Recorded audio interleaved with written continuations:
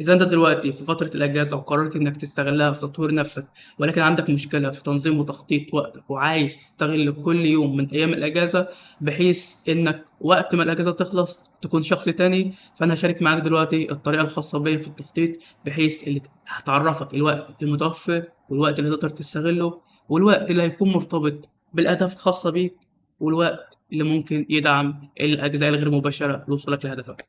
فالمهم هنمشي على 3 أجزاء. أول حاجة هنعرف إيه الوقت المتوفر بالنسبة ليك، تاني حاجة الوقت الثابت والوقت غير الثابت، تالت حاجة اللي هو تحديد بقى رسم الخريطة الخاصة بالأسبوع. إحنا هنمشيها أسابيع، ولكن إيه علشان كل أسبوع هتعدل فيه حسب اللي حصل فيه، ولكن هشرح ده في وقتها. خلينا أبدأ. أول حاجة بالنسبة لتحديد الوقت، فتحديد الوقت هو مجرد جدول بسيط، هبقى أبعت الرابط هتلاقوه موجود تحت. فبكل بساطة 24 ساعة والوقت المتوفر موجود في آخر اليوم. كل اللي أنت هتعمله عشان تحدد إن الساعة مش أنت بالنسبة لك مش متوفرة، إنك هتضغط ومسافة، مسافة أو مسطرة اللي هو الزرار الكبير، هتلاقي قلم أحمر وهتلاقي هنا نزل. بكل بساطة أنا حاليا حددت الوقت المتوفر بالنسبة ليا في كل يوم زي ما انتم شايفين موجود تحت. تاني خطوة بقى هنعملها اللي هو بكل بساطة تحديد الوقت الثابت والغير ثابت. تحديد الوقت الثابت والغير ثابت بيبقى على أساس الجزء الأولاني، حتى زي ما انتم شايفين اللون الانتهى اللي تحت. وهنا بكل بساطة بتبص بصة كده، لو انت لاحظت بالنسبة لي الوقت الشخصي هتلاقي ان المنطقة دي هي المنطقة اللي كلها في كل يوم بكون فاضي، فده الوقت اللي هيكون ثابت بالنسبة لي. الوقت الثابت ليا هستغله في حاجة بسيطة، وهي ان بكل بساطة ده اللي هيكون مرتبط بهدفي، سواء بقى انا عايز اتعلم برمجة، عايز اتعلم ماركتينج، عايز اتعلم اللي هو سيلز، ايا يكن. بس في نفس الوقت ده الوقت اللي هتخليه ثابت على اللي على اساسه هتطلع السلم واحدة واحدة تجاه الهدف وتجاه الاتقان الخاص بيه. تمام تمام. فعشان تعرف تحدد الوقت الثابت بكل بساطة هتضغط، هتلاقي حاجات مكتوبة كده ركز فيها. كل اللي انت هتعمله هتمسح وتعمل مسافة، هتمسح اللي هو كده ومجرد تعمل مسافة بس كده. فهتعمل كده بالنسبة للوقت الثابت اللي انت قررت انك تستغله، وهيبقى ثابت مفيش نقاش، وده اللي هتعرفه لأهلك. اللي هو مثلا ايه، انا الوقت ده من وقت الساعة كذا للساعة كذا انا مثلا بركز في الحاجة ايه الخاصة بيا.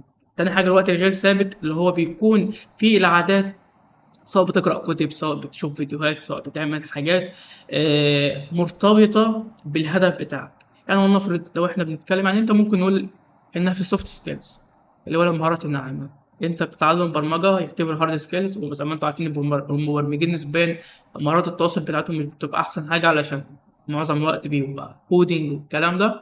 فبكل بساطة انك مثلا تقرأ كتاب عن التواصل، انك تخش تتكلم حتى لو في كومنت في اي حاجة، انك تتكلم مع نفسك، انك تتكلم مع انك تعرف على ناس جديده ايا يكن. تمام. فبالنسبه للمرحله دي كل اللي انت هتعمله هتمسح وتكتب رقم 2، رقم 2 وهكذا. انا دلوقتي خلصت المرحله التانية، ووقت ما انت بتخلص لحد الوقت الثابت الوقت الغير ثابت بالنسبه لي فهتلاقي طبعا ده 0 0 0. خلاص احنا خلصنا المرحله دي كده، احنا خلصنا المرحله الاولى. المرحله التانية هندخل على المرحله التالتة، وهي اللي ممكن تكون اصعب شويه، واللي هو التخطيط الفعلي اللي هو هنستفاد منه احنا عملناه في المرحلتين اللي قبل كده. ما تتخضش من الجدول، هفهمك كل حاجة. طبعا أنا عامل الجدولين دول على حسب اللي هو اللي قبل كده، على حسب تحديدا الأخير، الوقت الثابت الوقت الغير ثابت وهكذا. طبعا بالنسبة للوقت الثابت فأنا محدد فيه الجزء الثابت المرتبط بالمجال الخاص بيا اللي هو الذكاء الاصطناعي، فكده هتلاقوا رياضيات وهتلاقوا برمجة. تمام. فهنا من أول هنا والاستراحة هتلاقوهم قبل الأحمر اللي هنا ده اللي في النص، لأن أنا بالنسبة للجدول مش كاتب طبعا 24 ساعة زي الجدول التاني، هو مجرد الوقت اللي هو غير الوقت الأساسي بتاع النوم العادي. تمام، اللي هو مثلا ال6 ساعات اللي أنا بنامهم وبقية الساعات موجودة. فخلينا نمسك يوم يوم علشان نشوف كل يوم بيتكون من إيه. طبعا اليوم بيتكون من 4 صفوف. الصف الأول هو الساعات زي ما انتم شايفين من الساعة 5 الساعة كذا، واضحة. الصف التاني فهو النشاط، وهقول لكم ازاي تعدلوا الجزء ده، لان في الغالب هو ده الجزء اللي انت وقت ما تنسخ الجدول ده هتعدل فيه براحتك. والجزء والاخير بقى هو التقييم، اللي ده حرفيا يفرق معاك علشان يعرفك انت ماشي امورك تمام ولا لا، وهل برضه سريان الامور بالشكل ده مناسبة ليك ولا لا الى اخره. تمام. فكل ساعة بتتقسم ل4 مربعات، كل رقم يمثل ربع ساعة. يعني هنا ربع، هنا بقى 2 يبقى نص ساعة، ساعة إلا ربع. وهنا الساعة كاملة أنت شايف نفسك إنك استفدت منها، مش مجرد إنك أنت برضو تخلص الساعة وخلاص، ولكن أهم حاجة إنك أنت شايف نفسك إنك تستفاد منها. وفي نفس الوقت طبعا مش هتعرف تمشي على المسار ده، يعني أنت مش من الأول خالص هتعرف تتعود إنك تستمر لمدة 4 ساعات أو 5 ساعات أو 6 ساعات. يعني كده الراحة دي يعني أنصح بيها لأنها بتفرق وقت ما أنت تستمر ساعات كبيرة.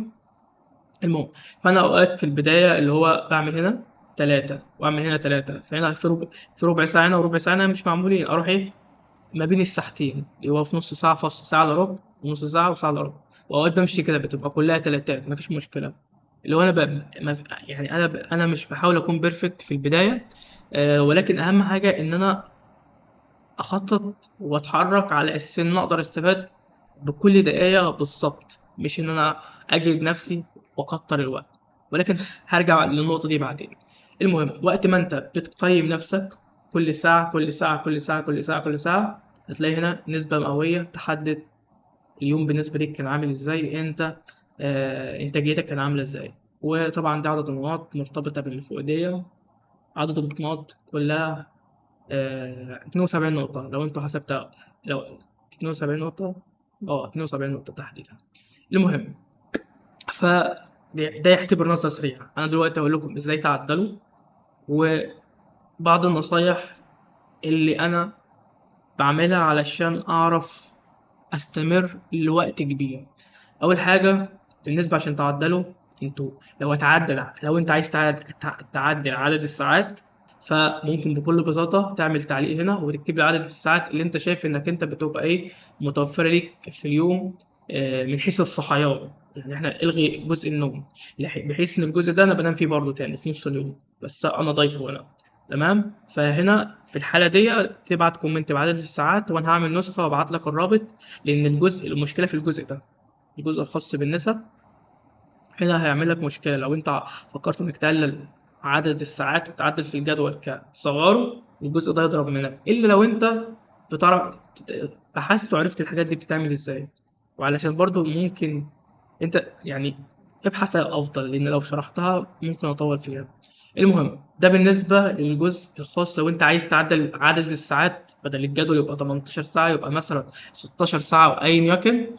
بتكتب هنا وده في التعليق، وأنا أشوف التعليق وهرد عليك، وهتلاقي إشعار بالرابط الخاص بالنسخة المخصصة ليك. نيجي بقى بالنسبة للتعديل في الأجزاء دي، كل ده سهل، بس أهم حاجة تمسح إيه الكلام، علشان وقت ما احنا نقسم الخلايا دلوقتي ممكن تحصل مشكلة حاجة زي كده.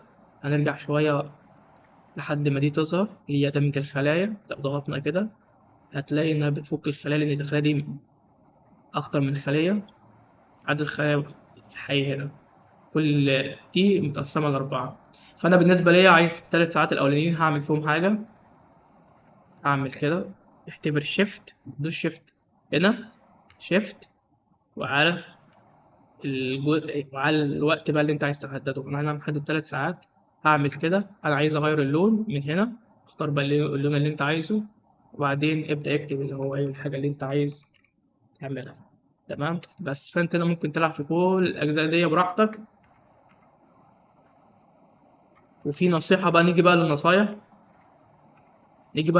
النصيحة الأولانية اللي هو بكل بساطة، علشان تعرف تطور وتطور مستوى استمراريتك في إنك تتعلم. يعني أنا بالنسبة ليا 6 ساعات كانوا يعتبر 8، بس أنا قللتهم عشان فترة المشروع دي، علشان أعرف أستمر كل شوية أزود الإنتاجية بالنسبة لكل ساعة. كان هي دي، بحيث إن أنت واحدة واحدة بتبدأ تتعود إنك تطور. ولكن وقت ما أنت بتوصل للنقطة دي في اليوم اللي هو خلاص بتبقى فاصل خلاص مش شايف قدامك، فعلى الأقل بتنام ساعة.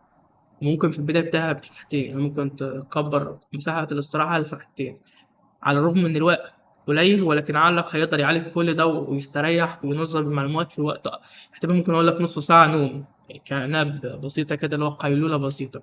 تمام. فدي أول نصيحة، إنك أنت لو عندك وقت كبير حتى لو هتبدأ ب4 ساعات، فلازم تستريح بعديه ساعة نوم وتصحى. في البداية تكون صعبة إنك تنام أصلا في فترة أنت مش متعود عليها، ولكن مع الوقت انت هتلاقي نفسك ايه، كل ما انت بتزود من تركيزك اكتر في تعلمك، هتلاقي عقلك بعد ما بتخلص بيبقى فاصل. فوقت ما انت بتنام اللي هو خلاص، حتى لو بتغمض عينك شوية هتلاقيك بتنام.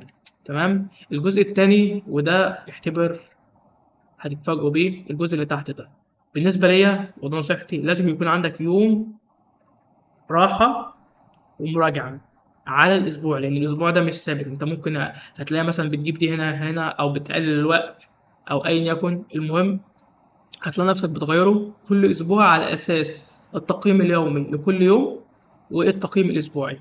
أنا بالنسبة للأسبوع هنا أعمل تقييم أسبوعي أعدلها أنا، ولكن بالنسبة لي أنا شخصيا زي ما أنت شايفين بيتقسم نصين. النص الأولاني اللي هو قبل صلاة الجمعة، بكل بساطة الروتين الصباحي علشان عادة مهمة بستمر عليها، مراجعة على الرياضة، مراجعة على البرمجة، وكساعة اللي هو يعتبر برضو المراجعة مش معنى إنك هتراجع كل اللي انت ذاكرته مرة واحدة، ولكن اللي هو نظرة سريعة على كل اللي عملته. بعد كده بقى بتخش الجزء المهم، مراجعة وتحليل الأسبوع والتخطيط للقادم. بتحلل الأيام اللي أنت شايف النسب فيها كان عالية، بتشوف هي كانت عالية ليه.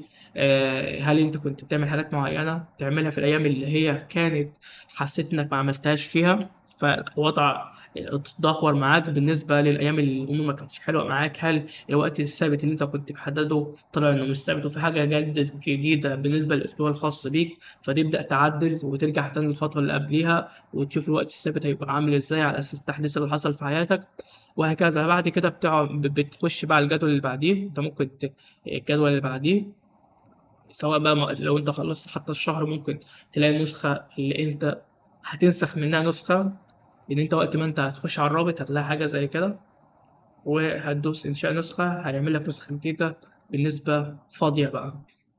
فالمهم هتعدل بقى الأسبوع ككل أو أيام معينة على أساس المراجعة والتحليل. تمام. وتمشي في الأسبوع وتحلل وكل الكلام ده. من بعد كده خلاص، أنا بالنسبة لي من بعد كده فترة القراءة أنا مثبتها، لأن بالنسبة لي مهمة جدا القراءة، حد ذاتها ممتعة. بعدين فترة الاستمتاع براحتك، هنا براحتك. التمارين اليومية أنا بتمرن رغم إن التمارين مرتبطة بالعادات، ولكن هنا في معظم العادات مش بعملهم باستثناء التمارين اليومية. وخلاص بدخل في ما قبل النوم اللي هو بجهز النوم، ببعد عن الموبايل، بعمل كل الكلام ده. وده بالنسبة اختبر التخطيط. فبكل بساطة، واحد، أعرف أصلا الوقت المتوفر بالنسبة ليك في خلال اليوم ككل، حتى وقت نومك اللي هو غير متوفر سجله في خلال 24 ساعة. بعد كده يعتبر هيبقى عندك الوقت المتوفر ليك، هتحدد الوقت، هتبص وتشوف الوقت الثابت وتحدد. يعني لو بصينا في الوقت الثابت هتلاقي إن هو واحد اتنين تلاتة أربعة خمسة ستة سبعة، 7 ساعات. عايز تستغلهم كلهم مفيش مشكلة، مش عايز تستغلهم كلهم وتحطهم مع الوقت الغير ثابت اللي هو ممكن تعمل في أي حاجة أو اختياري، مفيش مشكلة. تمام. وبعدين بتحدد الوقت الغير ثابت اللي هو ممكن نقول الحر، واللي انت ممكن تعمل فيه حاجات غير مباشرة، حتى انك تشوف فيلم.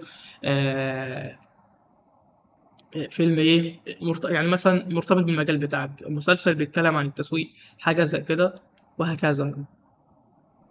بعد كده بتخش في مرحلة التخطيط. تمام. الوقت، بتشوف الوقت. طبعا انت هنا ممكن تغير، لو انت بتصحى في وقت غير الوقت الخاص بيا فانت ممكن تلعب بالوقت وتحدد الوقت. يعني انت بتصحى من الساعة 7 للساعة مثلا ل18 ساعة، بعد كده مفيش مشكلة العب في الوقت براحتك، لكن في الإطار ده. لو انت هتغير زي ما قلت لك، كل اللي هتعمله انك بتعمل هنا تكتب كومنت انا عايز جدول يكون الحدود بتاعته 10 ساعات بس، مثلا نقول صغير زي الجدول ده كده اللي هو محدد الوقت الثابت الخاص بيك بس. مفيش مشكلة، عرفني وانا هعمله وابعت لك الرابط. وحتى هحط الرابط ممكن في مكان تحت، او لو حد دخل على الكومنتات وشاف الوقت المشترك بينك وما بينه يدوس على الرابط برضه ويجيله جدول نسخة جديدة زي. تمام. بعد ما احنا بنخش على النقطة دي اللي هو الجزء الخاص بالوقت، هنا يبقى الأنشطة زي ما نقول. لو أنت عايز تعمل هتمسح وتدوس على الحوار ده عشان تفصصهم، وبقى تبدأ إيه، وبقى تبدأ تدمج. لو أنت عايز تدمج الساعتين، لو أنت عايز تدمج 3، وبعد كده بتكتب النشاط. ولو أنت عايز تغير لون الخلية من هنا. هنا بقى التقييم زي ما قلت اللي هو واحد يعتبر ربع ساعة وأربعة اللي هم الأربع أرباع الساعة، بتقيم نفسك على أساس الإنتاجية بالنسبة لكل ساعة، وفي الآخر بتبص على النسبة المئوية لليوم. على أساس اليوم خلاص بتشوف أنت إنتاجيتك إيه. أنا بالنسبة ليا ونصيحة أخيرة، أنا بمشي 25 50 75 ل100، ده بيبقى الثابت. بمعنى إن في أول فترة في الأسبوع، أول أسبوعين في أول ما ببدأ، أنا بالنسبة لي أهم حاجة أخلص 25%. الأسبوعين اللي بعد كده أنا بالنسبة ليا أهم حاجة أخلص فوق يعني 50%. ملناش عن تعبان عيان أيا يكن، أنا لازم أخلص، ده بيبقى إجباري. بعد كده بعد ما تخلص الشهر وتبدأ بقى في الشهر الجديد اللي هو 75%، اللي هو كسابق. ده مش معناه إنك تعمل 25% بس في أول أسبوعين، لا أنت براحتك، عايز تزودها براحتك. ولكن بتكلم إن هو طول ما أنت فوق الحد اللي أنت قررته لنفسك، خلاص ما تزعلش وما تضايقش إن 25%، إن كل شوية أنت بتتطور وبتعلى الفكر. تمام. آه، وبس وبس. لو في أي أسئلة تانية أو أي حاجة مش واضحة، فممكن إيه تعرفني في الكومنتات. مع السلامة.